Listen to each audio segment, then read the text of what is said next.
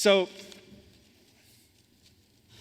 I have to tell you that is incredibly challenging to come back a third year in a row and talk. And so I'm going to begin. I wrote you a letter, so I'm going to read you a letter. Dear Eyeo, how are you? I'm good. I haven't seen you in a long time, and I thought I would write you a letter. I remember this one time when I was teaching in class with my friend Taeyun Choi. He came in on the first class and started to read a letter to the class. I had never taught with him, and my first inclination was like, whoa, maybe he's never taught before, and he's so and he's so nervous that he needs to write down a letter. To be honest, I was nervous thinking that he was nervous. But I quickly realized that a letter is a good way for him to come in and tell the class what he's been thinking about. He would write eloquently about his walks, what he's considering, what he wants to do in the class, and it was really beautiful. And I think in the 15 weeks that we taught together, he came in with 15 letters. So I'm writing you. I want to tell you something. On Sunday, I was taking a jog in the city, and I had just come over the Manhattan Bridge, and it was really early, and there were groups of women in Chinatown doing Tai Chi, moving circularly, smoothly, facing one direction. Squirrels were jumping over fences, and at that moment, I had a revelation. I am not 100% sure I want to talk to you. Don't be offended. I actually came to Eyeo to listen, not to talk. I spoke 2 years ago, and I showed all the projects I've done. When I was invited back, I was a bit nervous because I was like, okay, what am I going to talk about now? But I spoke about failure and a really tough year and becoming a dad, and I did performances, and I wrote a really personal poem about what can go wrong. And it was a really beautiful moment for me, and it felt awesome. And so now I have to give a keynote. It's like the pressure level just went up 500%. So I want to preface this keynote by saying, I want more than anything to listen. I am starting a new school, having ended my 10 years teaching at Parsons. I taught my last class a few weeks ago. I'm totally excited about this, but it's this kind of in-between phase where it hasn't succeeded or failed yet. It's becoming. So this keynote is about the school and what I think it should stand for and what we need to remember and so on. And really, it's a giant question mark. I'll tell you a bit about it, but more than anything, I want to listen to you. So consider this a big fat invitation to talk. We should really talk. Can we talk? Love, Zach.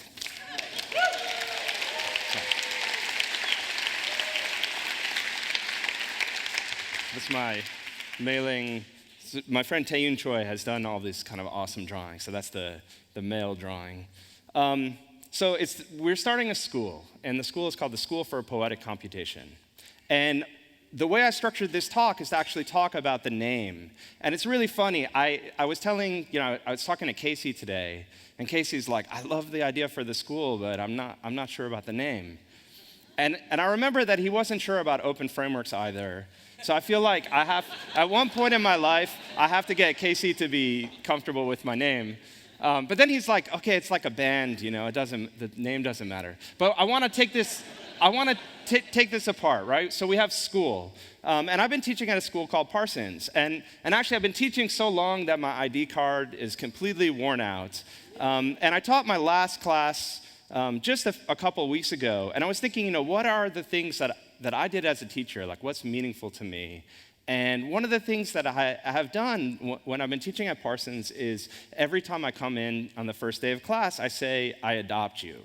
And this is something I got from my typography teacher, Mike Essel. He would come in and he'd say, I adopt you. And this is like a really beautiful saying, right? You come in on the first day of class, you say, I adopt you. And actually, that's how when I started teaching, I thought, okay, I'm adopting these students, but it really turns out that the students adopt you.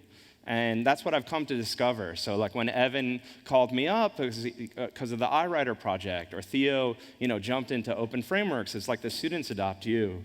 And there's something that I really try to preach in teaching, was just this idea of fearlessness, trying to remove fear. And so we do these experiments and assignments where I would like come in and write algorithms on the board for things that I didn't even know how to do.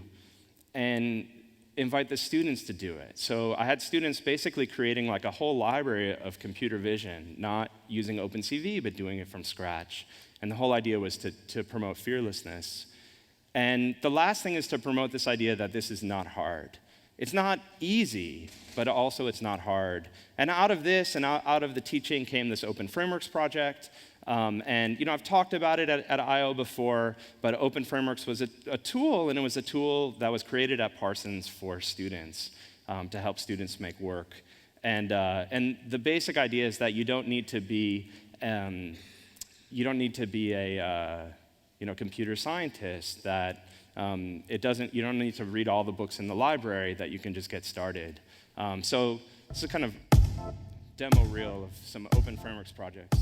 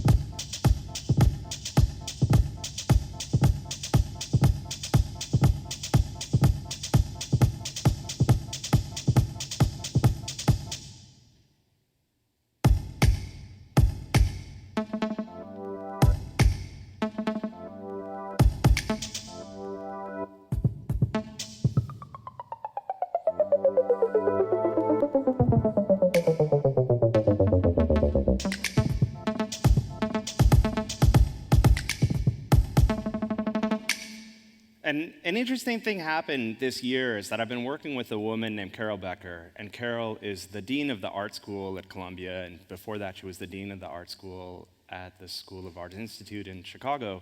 And Carol is a writer, and she's found her way into academia, and she writes really eloquently about art school and what an art school should be like and how an art school should promote failure. That we live in a kind of society that promotes risk, but it doesn't promote failure. It promotes, risk when things are successful, but it doesn't promote, risk when things fail. And she writes about this idea that we need artists at the table when important decisions are being made. That, they're at a table when decisions are being made, an artist should be present. And I was reading her writings, and I was thinking, okay, I'm so passionate about what she's passionate about, but I don't feel like I can do this at Parsons. And I really felt like, okay, it's been my home for a while, but I need to find a new home, and that's what this school is about. And I've also been thinking about, what's happening in higher education. And there's a lot of things, there's a lot of great things about universities, but there's a lot of really weird things that are happening right now in higher education. For example, let's build bigger buildings. So this is one of the things that's happening in higher education, including my university. Let's open a campus in Dubai, or Shanghai, or Abu Dhabi. Let's add another administrator. And of course, a mounting and growing debt. And this is the current debt, the debt calculator. This is what's happening to students these days. And you can see that something really troubling is happening. And it's really evident if you look at Cooper Union. Cooper Union has been free for 110 years. And because of fiscal mismanagement and a large building that they purchased on debt, they are now starting to charge tuition. And the students have actually taken over the president's office. And it's crazy for me because I'm a father now. And so I've been preaching to my daughter, okay, Brooklyn Tech and then Cooper Union, because Cooper Union's this free university. And it's so sad to think of this idea that we're losing this free university. And I think education should be free. And so what are the alternatives? What are the alternatives to university? And there are alternatives like Hacker School and Public School and Trade School and the Brooklyn Institute and Kitchen Table Coders. And it really seems like this kind of, it's the battle between the very famous expensive school and this sort of, free learning and teaching. And it's also this kind of the vertical versus horizontal pedagogy, right? The vertical pedagogy is one where the cost is rising as the level of study is increasing, and the horizontal is all sort of scattered and based on what you want to learn when you want to learn it. And this is one of my favorite drawings. This is Caroline Woolard from the trade school. It's just this basic idea of, like, in terms of teaching, there are things that you want and things that you have. And if we find the right relationship, we can make the right exchange. And just to say, like, there's also a really rich history of alternative schools. And so teachableFile.org, there's like great resources for things like Black Mountain and just that kind of like whole genre of this idea of an artist-run school. And that's what we're thinking about. And I've been so we have this School for Poetic Computation. We're trying to come up with the logo. We don't have it yet. And we have this kind of like premise, and the premise is that it's an anti-vocational school. And I really like this. I'm going to read this. The goal of the school is to promote completely strange and practical and magical work, not the sort of things that are about building a portfolio for finding a job, but the sort of things that will surprise and delight people and make you think you don't want a job. So the teachers, and it's this group, and we're thinking, we want to have other teachers and have other things happen. There's 4 of us that are working on it. It's myself and Tae-Yoon Choi, who made all these great drawings, Jen Loh, who's speaking here, Amit Pataru, who's also speaking here. And I think the 3 of them are superheroes. I don't have any superpowers, but I think they have superpowers. And I think Amit's superpower is this, like this X-ray vision in terms of interaction design. And I know when I go to a meet with a project and I have some sort of problem, he can look at it and he can find out exactly this sort of hidden routine to make everything fit. Tae-Yoon has a superpower, which is his ability to draw and take complex ideas and to turn them into drawing and to teach through drawing. And so here he is protesting for the protesters in Turkey, and he's made a drawing of so he's holding a sign of somebody holding a sign of the city, right? And there's something very beautiful about that, and he's involved, and he's protesting, and he's a part of things. And Jen, I met last year at Eyeo, and she spoke on the stage, and she gave one of the, for my money, one of the most eloquent talks I've ever heard about data visualization. And I think her superpower is radical empathy. And she's gotten involved with open frameworks. We've been thinking about how to have women more involved in development. And she wrote one of the most beautiful passages about heroism and really how to change the way we work. Okay, so School for Poetic Computation, let's talk about poetic. Why poetry? And I think we really need to think about this word poetry and specifically poesis. And I have to thank Golan, who sent this great video, after we were talking about the name of the school. And this is the artist Jean Tingley talking about the word poesis.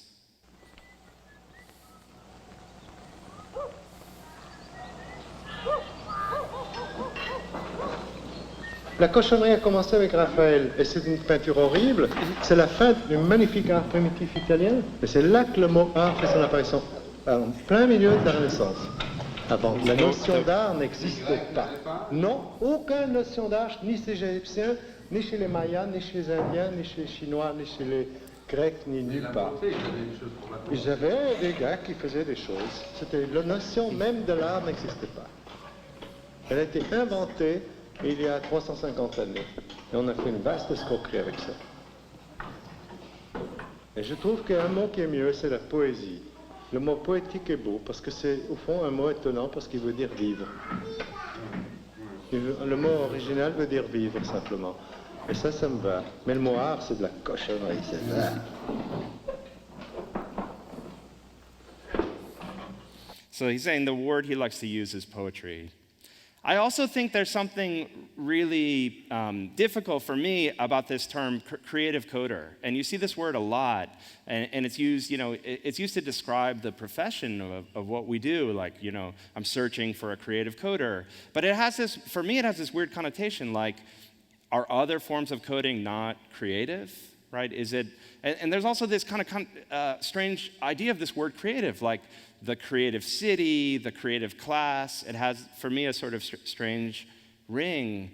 And I just like this idea of computational poet. And it's like, you have the coder on the one side and the poet on the other, and nobody would like tell, you won't tell your mom that you're going to poetry school, but I like this idea.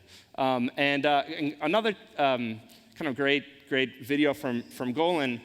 So I've been, in terms of technology, you have the kind of demo culture, demo or die, this idea of like taking technology and like putting it to work and just seeing it in action.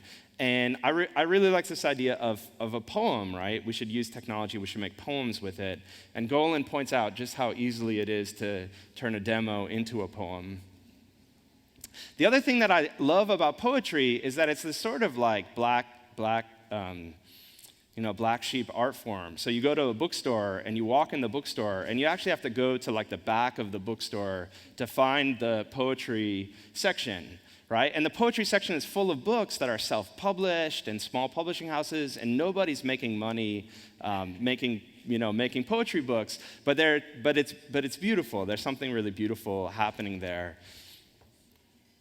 This is you have to forgive me. This is like I debated like endlessly if I should add this slide, but I love it's okay. I was torn.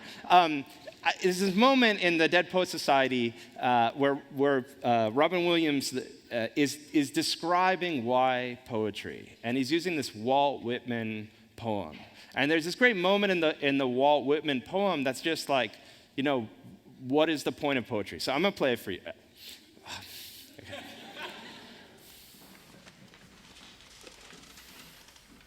We don't read and write poetry because it's cute. We read and write poetry because we are members of the human race, and the human race is filled with passion. And medicine, law, business, engineering, these are noble pursuits and necessary to sustain life. But poetry, beauty, romance, love, these are what we stay alive for. To quote from Whitman, "Oh me, O life of the questions of these recurring, of the endless trains of the faithless, of cities filled with the foolish, what good amid these, O me, O life?" Answer, that you are here, that life exists and identity, that the powerful play goes on and you may contribute a verse.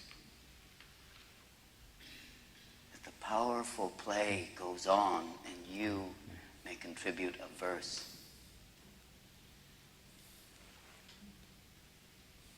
What will your verse be? So I showed this in a talk, I think 2 years ago at Eyeo.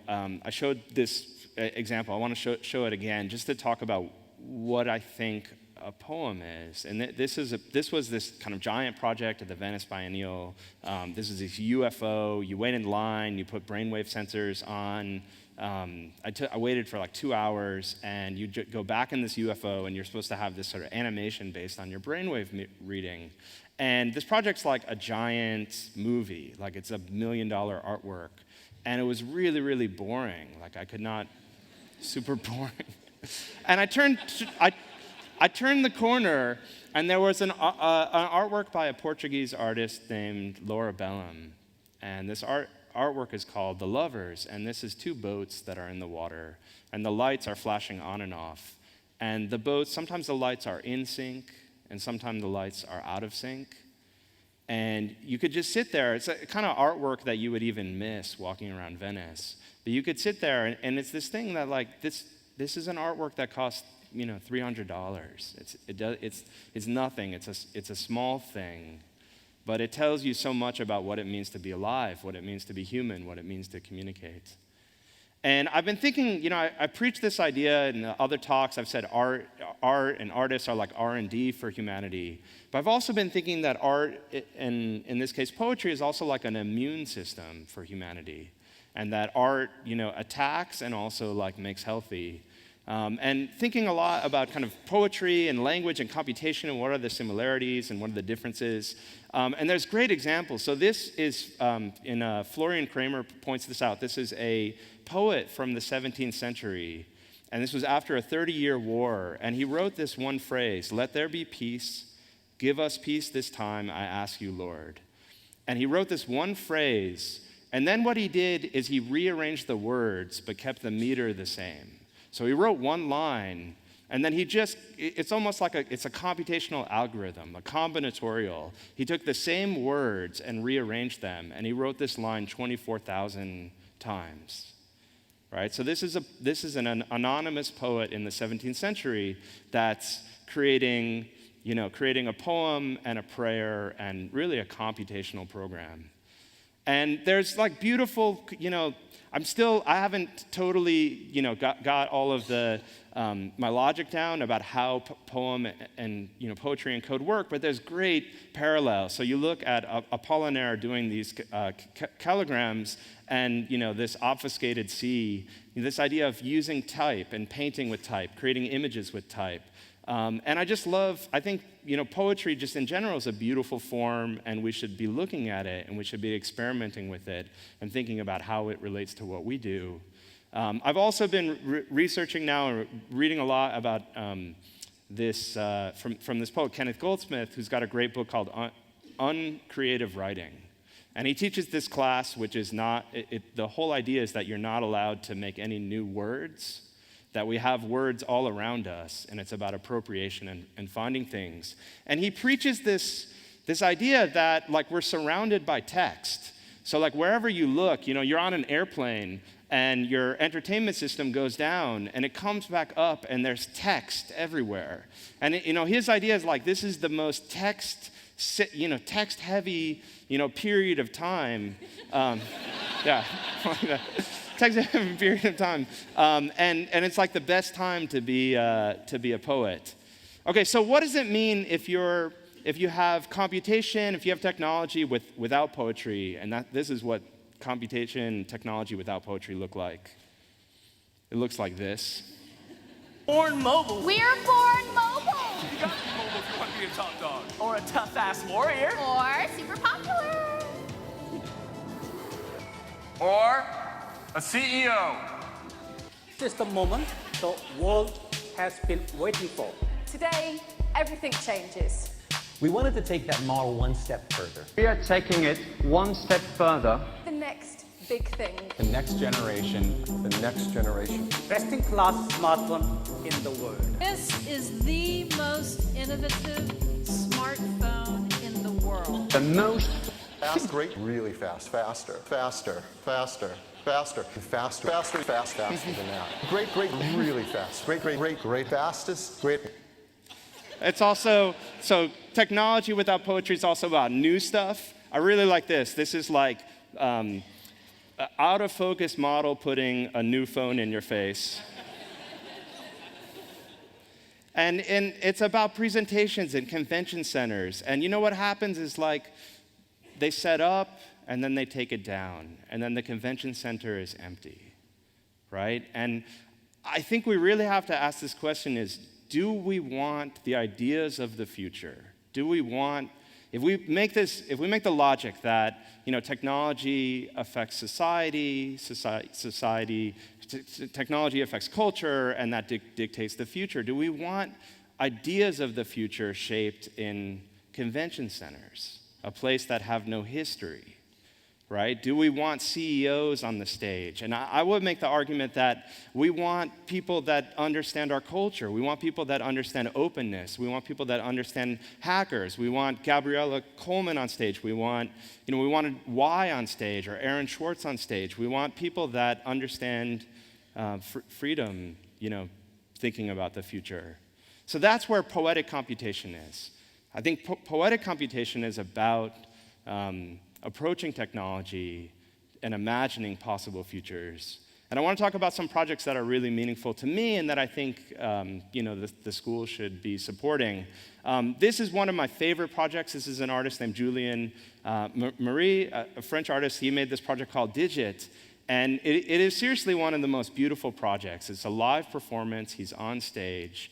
And what he's done is he's built a small printer that fits on his fingertip. And he wipes his hand over a piece of paper, and you see letters from his fingertip. You see letters emerge from his fingertip. So he takes a blank piece of paper, and he stands there, and he writes type with his hands.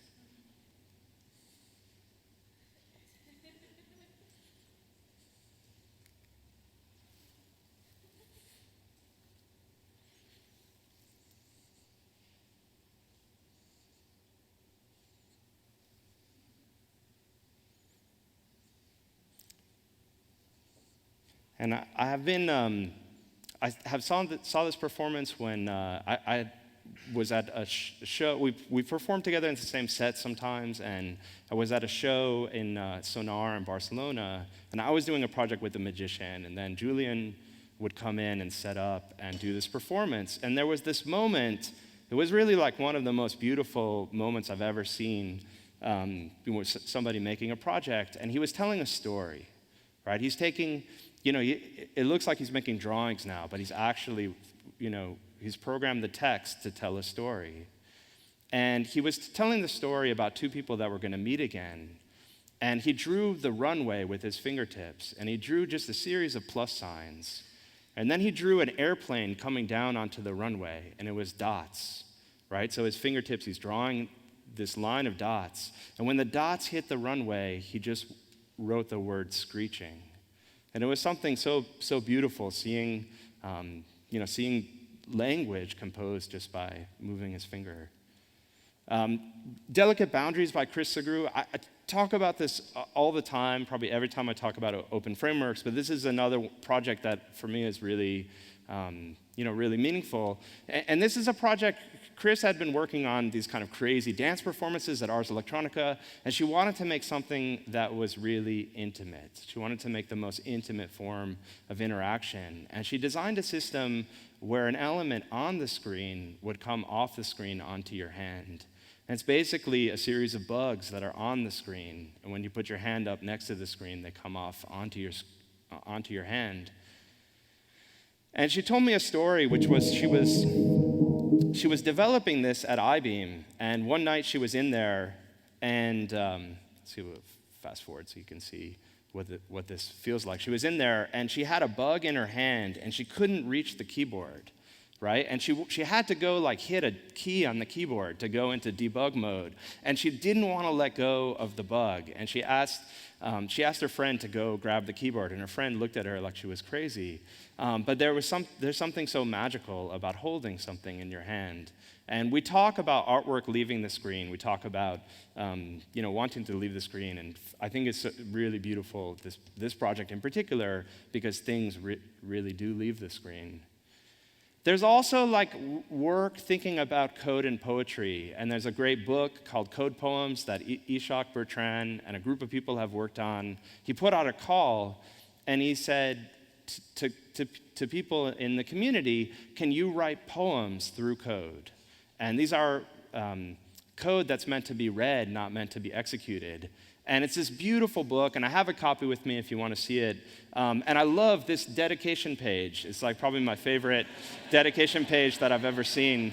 And it's beautiful. It's full of really simple, elegant ideas. And for what we're doing, we're thinking about code and poetry. It's a really good reference.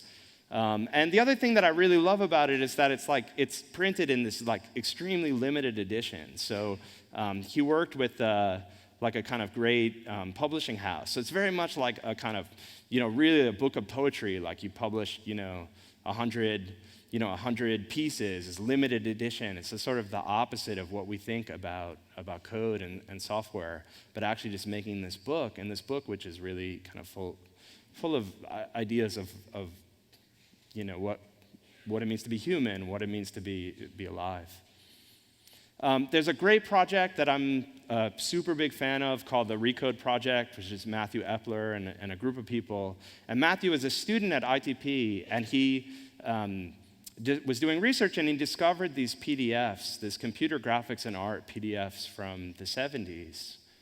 And these magazines are full of artworks that computer artists were making in the 70s, and they're full of algorithms and code and ideas. And what he did is he said, I want to see these things, and these things are oftentimes programmed in languages that I can't execute. And he created this project called the Recode Project, which basically organizes these examples and then invites people to recode them. And there's a whole community of people that have been contributing and taking something and then saying, okay, let me rewrite this. Let me rewrite this in processing. Let me understand the algorithm and let me remake this. And I think this is really beautiful. I think we have to look backwards as well as looking forwards. So I think we're thinking, a lot of times we think about, okay, what does a 10-year-old child need, right? Like if we grew up with Amigas or BASIC or Star Logo or Star Logo or whatever you grew up with, or HyperCard. You're thinking about, okay, what do people have now? They have processing, they have Arduino, they have Makey, they have Scratch. So we're thinking about the younger generation. I think we also need to think about the older generation. What's going to happen to these ideas and this code that exists, and how can we preserve it and make sure those ideas don't die. And what's amazing is that the people that made this code are still alive, and they're still working. And I got a chance to work with one of them, Ken Knowlton. And Ken Knowlton and another designer named Mark Ducati and I worked on a project. Ken is an old school Bell Labs programmer. He's about 80 years old now, and he was working in Bell Labs. He's one of the first people to be doing computer graphics. He's one of the first people to make ASCII art, to take images and turn them into ASCII characters. And he's a kind of master of the mosaic form. And I got to work on a project with him and hang out with him quite a bit, which was amazing for me, and really learn about his art form. And what we worked on was a puzzle. It's basically a jigsaw puzzle where all of the pieces in the puzzle are gradients. So you have a jigsaw puzzle, maybe 300 pieces, 20 by 15, and every piece has a kind of gradient. And you can rearrange those pieces to make any picture. So the idea is that you will take a photograph, and it will tell you how to rearrange those pieces to make any picture. So it's a kind of reconfigurable jigsaw puzzle. And we also made a larger set with artwork, where we tried to say, okay, how could you take a painting and cut it up into pieces and rearrange them to make any picture? So here I'm taking this webcam and using a Botticelli painting and rearranging them to make my face. But the exciting thing, so we made this product, and it was like kind of big in Japan. It's my mom; she's really excited. But the thing that I appreciate even more than making the project was hanging out with Ken and really like understanding he's got floppy disks full of code, right? He's got floppy disks full of ideas, and we were like salvaging and getting all of his code back up and putting it. It's amazing. Like I got him a hard drive, and the things that he's made fit into 1/100th of the hard drive. And we got an iMac computer, and he needs a MS-DOS emulator, and we got the MS-DOS emulator running full screen on a 27-inch iMac, and every character is about this big, and it's awesome. There's another project that I think is also really beautiful, thinking about poetic computation, and it's this book called 10print that I know Casey was a part of, and a bunch of other people. And this book is really beautiful because this book takes one line of code. And this one line of code, 10print char $205.5 plus R&D 1 go to 10, right? It's a simple line of code that produces this pattern. And what's amazing is this book takes this line of code as a starting point and delves into it and says, okay, how were we sharing code? What was going on with BASIC? How were people learning code? And it says, okay, how can we rearrange this algorithm? How can we, what sort of changes can we make? And it pushes it in all kinds of directions, in directions where you're really learning about randomness, like the idea that they had a book of random numbers, how computation came about, and it takes this little thing as a starting point. And for me, that I think that's really beautiful. My friend Ramsey has worked on a project called Alb, which is a programming language completely in Arabic.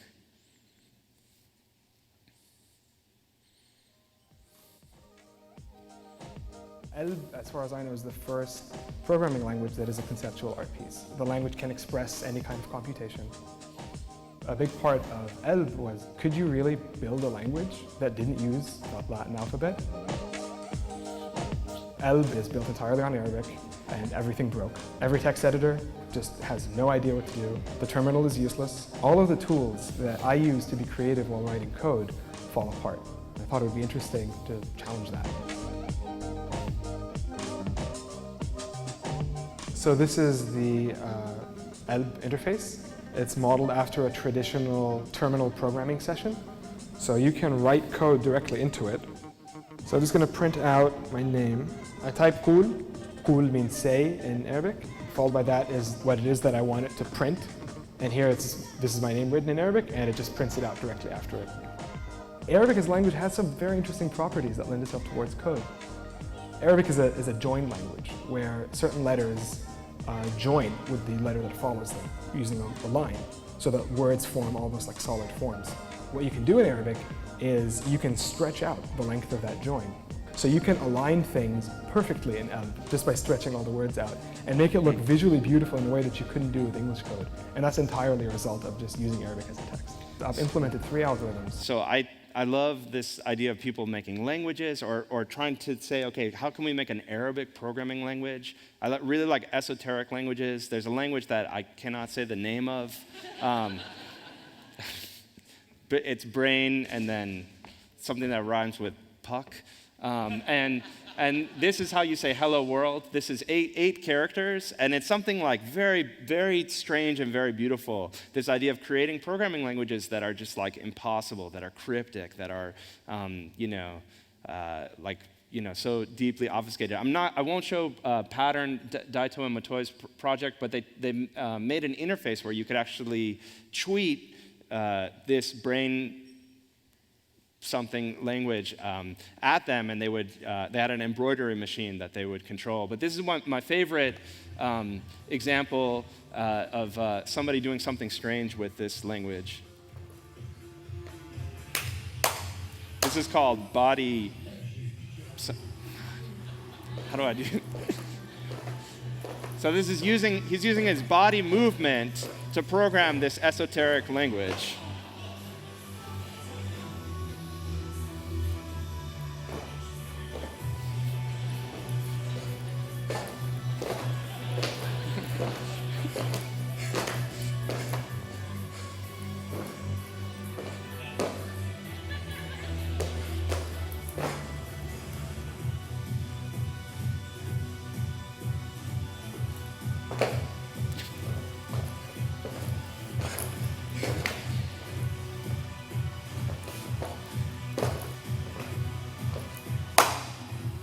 And then clap to execute.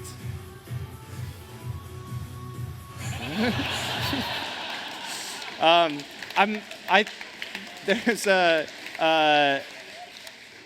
kind of amazing thing happening right now that I think is really beautiful, which is this debug view art that Elliot Woods, a friend of ours and like big in the community, put out a call, just like tweeted him if you have debug views for the things that you're making. And it's really beautiful. If you go to debug view art, it's a Tumblr, and you can see this sort of like, it's the hidden side of software. It's the side that you're not supposed to see. It's the moment in The Wizard of Oz where you open the curtain and you see the person with the machine. And there's something really beautiful of seeing unfinished work, seeing work in progress, seeing the residue residue of work. And I've also, along this front, Reza Ali has just been tweeting. He goes through this thing where he just tweets his work in progress, and it's like, for me, really beautiful. Computation, embodied computation, using your body to compute, like the last project, Arithmetic Garden. Masahiko Sato did this project at the ICC where he used RFID reader, and you walk through these doorways that have different symbols like +5, divide by 2, +8, and you have to get to a number, right? That you are using your body to do math. You are moving through space to do math. Endless computation, this is John F. Simon Jr. This is an applet that he created in 1997, which is literally counting, and it's called Every Icon. It is counting 1 pixel at a time, and this is how far it's gotten since 1997. And so it's going to take 1 billion years to count through every single pixel in this image. But at some point, your face will be in this icon. At some point, my face will be in this icon. At some point, Seinfeld's face will be in this icon.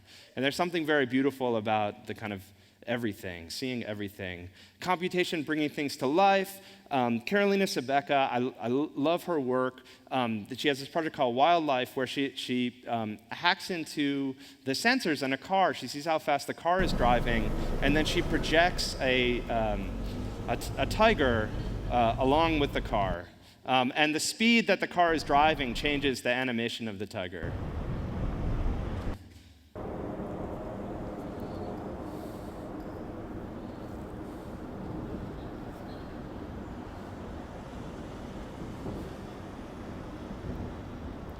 And her projects are all about kind of putting things in places where you wouldn't expect them. Sniff, she worked on a project with James George. This is a dog that sort of lives.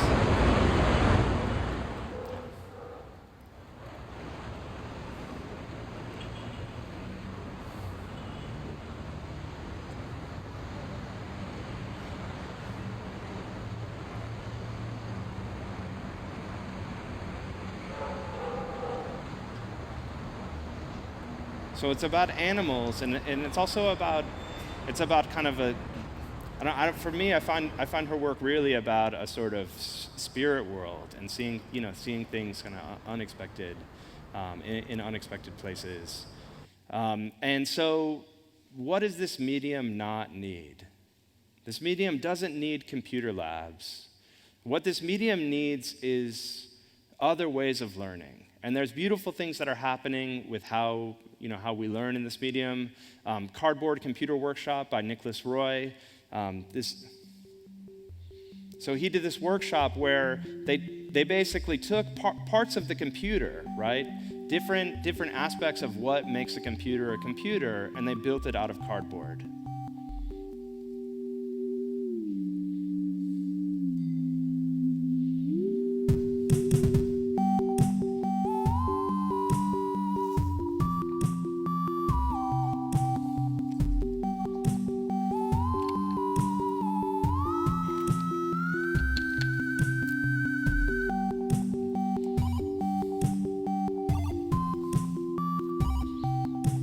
So building logic gates, building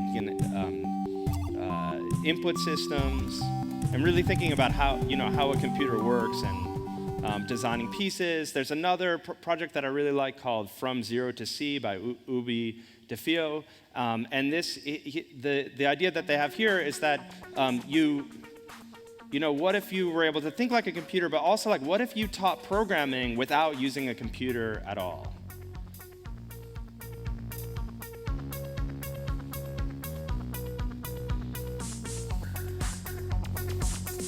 So the last thing you need to learn programming is a computer screen.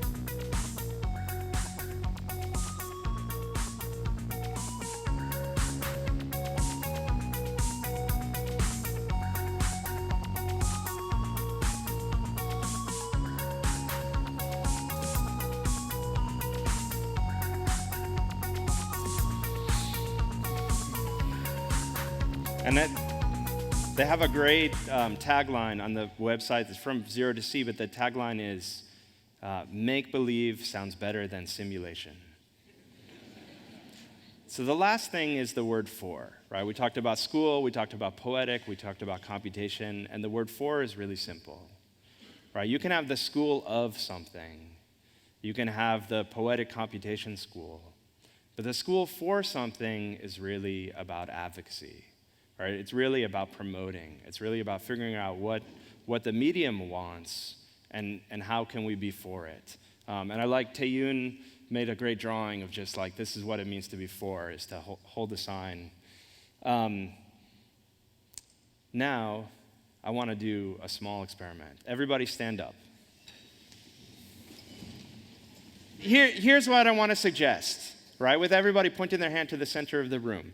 This is an amazing conference. You're going to hear you're going to hear great speakers. And for me, there like so many of them are heroes, and it's going to be like awesome to go see what people are up to and what people are thinking about. But the most important part of this conference is going to be here. It's going to be in the center of this room. And so I'll end with what I said before. I'm not here to talk. I'm here to listen. Have a great festival.